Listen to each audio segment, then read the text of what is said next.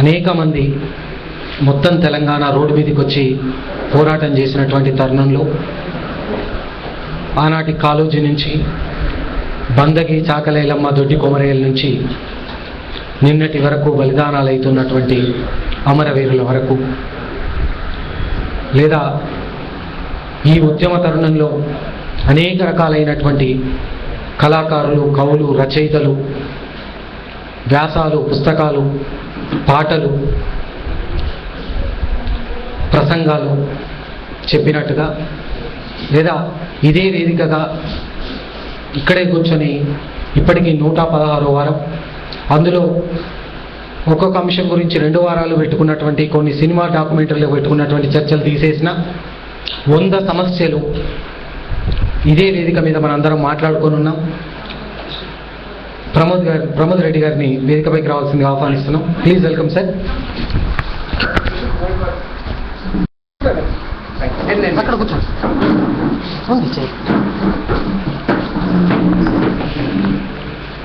ఈ 100 సమస్యలు మనం చర్చిస్తున్న తరుణంలో, మనం మాట్లాడుకుంటున్న తరుణంలో ప్రతి సమస్య పరిష్కారం తెలంగాణ రాష్ట్ర ఏర్పాటే అనేటటువంటి ఒక కన్క్లూజన్ అయితే అనివార్యంగా వచ్చింది.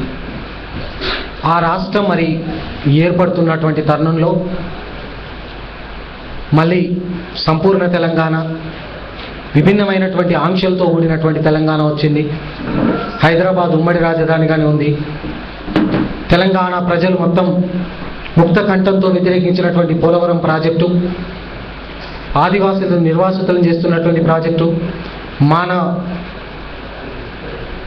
మానవ వనరులు, పక్షుల జాతి మొత్తంగా విధ్వంసాన్ని చేస్తున్నటువంటి ఒక ప్రాజెక్టు, జాతీయ ప్రాజెక్టు హోదాను తీసుకురావడం, ఉమ్మడి న్యాయస్థానం, అదేవిధంగా హయ్యర్ ఎడ్యుకేషన్లో ఉమ్మడి విద్యా వ్యవస్థ ఉండడం, ఇటువంటి అనేక ఆంక్షలతో కూడినటువంటి ఈ తెలంగాణ వచ్చినటువంటి తరుణంలో ఈ ఆంక్షలు లేనటువంటి తెలంగాణను సాధించుకోవాలి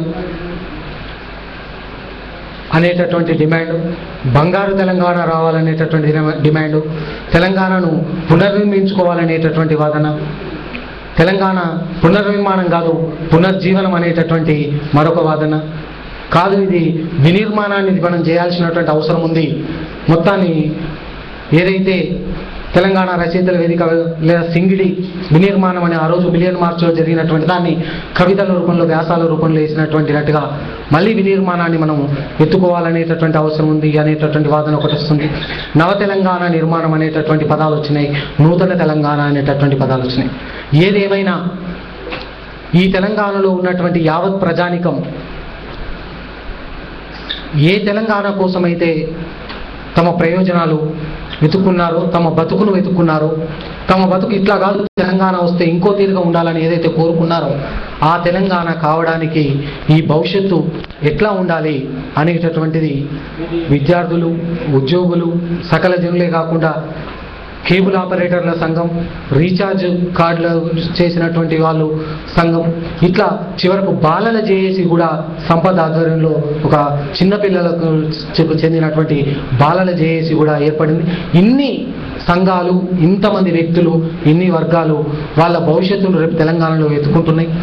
ఆత్మ బలిదానాలు చేసుకున్నటువంటి వాళ్ళందరూ కూడా ఈ ఏవైతే అవకాశాలు ఉన్నాయో, ఏదైతే బతుకును కోరుకున్నారో అది మాకు దక్కట్లేదు, రేపటి తరాలకైనా ఇది దక్కాలి అనేటటువంటి ఒక ఆకాంక్షతో ఆత్మలను బలిచ్చినటువంటి పరిస్థితి. మరి ఈ సందర్భంలో మనందరం కూడా ఎటువంటి తెలంగాణ కోరుకుంటున్నాం? భవిష్యత్తులో ఈ ఏర్పడిన తెలంగాణ 10 జిల్లాలతో ఏర్పడుతున్నటువంటి ఈ తెలంగాణలో 10 సంవత్సరాలు గవర్నర్ ఆంక్షలతో, అధికారంతో ఉంటున్నటువంటి ఉమ్మడి రాజధానిలో రేపు మన బతుకులను మనం ఎట్లా నిర్మించుకోవాలి, ఎట్లా మన ప్రభుత్వాలు కానీ మనం కానీ ఎట్లా దీన్ని పునర్నిర్మాణం చేసుకోవాలి అనేటటువంటిది ఈరోజు మన ముందున్నటువంటి ప్రశ్న. ఈ ప్రశ్నకు చాలా వేదికలు ఇప్పటికే రాజకీయ పార్టీలు ఇస్తున్నటువంటి మేనిఫెస్టోలకు ధీటుగా అంతకంటే అద్భుతమైనటువంటి మేనిఫెస్టోలను సంఘాలు, వేదికలు, వ్యక్తులు చేస్తున్నారు. నిర్జన్స్ అయితే దాన్ని ఏకంగా రోజువారీగా వేలాది మందికి వాళ్ళ చేతిలో అందజేస్తున్నటువంటి పరిస్థితి.